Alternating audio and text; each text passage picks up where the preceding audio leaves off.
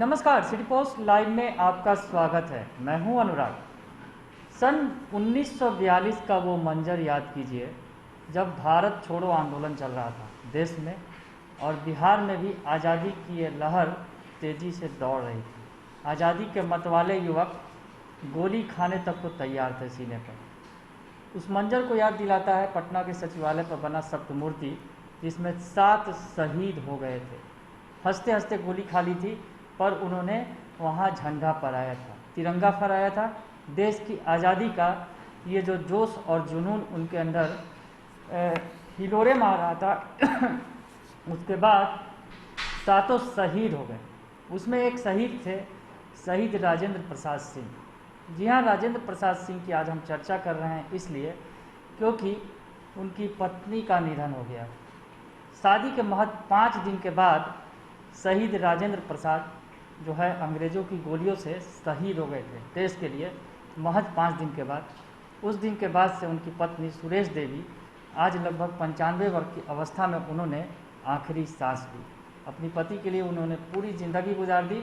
हालांकि सुरेश देवी की एक इच्छा थी, जहां वो रहती हैं दानापुर के तकियापुर इलाके में, वहां पर उनके पति के नाम पर एक द्वार बनाया जाए। सरकार ने आश्वासन खूब दिए, लेकिन वो द्वार नहीं बन सका और अपनी आखिरी इच्छा लिए ही चली गई सुरेश देवी। तो इस वक्त की हम आपको बड़ी खबर बता रहे हैं सुरेश देवी के बारे में, जो शहीद राजेंद्र सिंह की पत्नी हैं।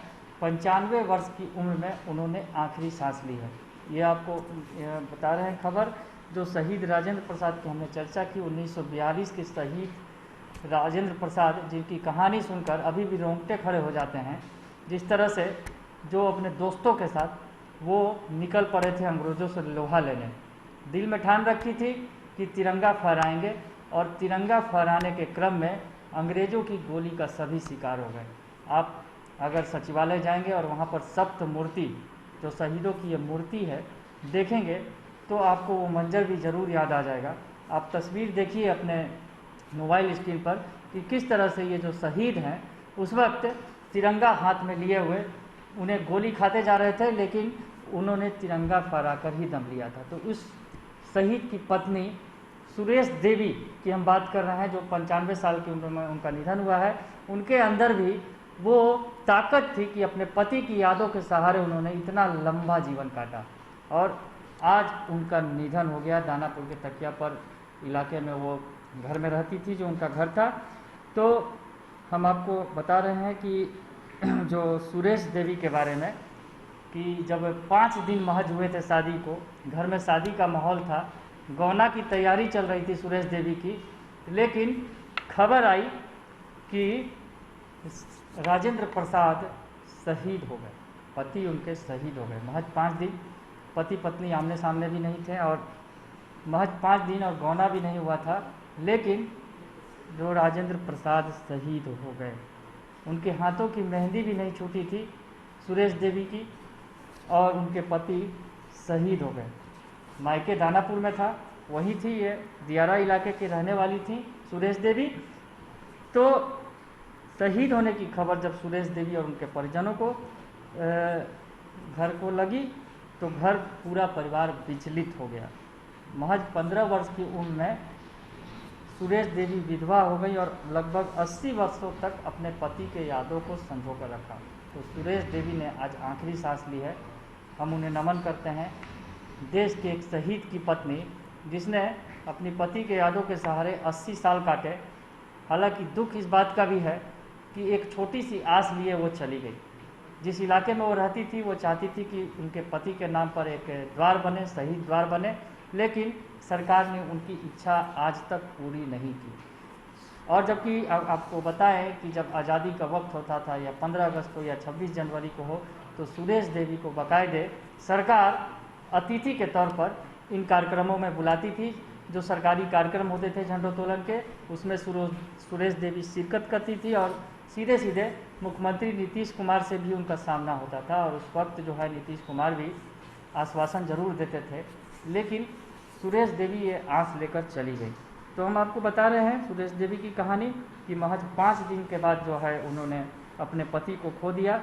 शहीद राजेंद्र प्रसाद की कहानी सुनकर आज भी रगों में वो खून दौड़ने लगता है कि जब अंग्रेज़ों के खिलाफ देश के अंदर जो माहौल बन रहा था और युवा टोली जो तैयार हो रही थी और अंग्रेज़ों से लोहा लेने के लिए तैयार थी, उन शहीदों की फहरिस्त में राजेंद्र प्रसाद भी थे। हालांकि राजेंद्र प्रसाद की नई नई शादी हुई थी और पत्नी, जिनके हाथों की मेहंदी भी नहीं छूटी थी, वो अपने पति के आने का इंतज़ार ही करती रह गई। लेकिन शहीद राजेंद्र प्रसाद नहीं आए क्योंकि वो अंग्रेज़ों की गोली का शिकार हो चुके थे। तो आज हम उनको नमन करते हैं, उस पत्नी को, उस महिला को जिन्होंने अपनी पति की यादों के सहारे इतना लंबा समय काटा और पति की यादों को अपने अंदर जीवित रखा।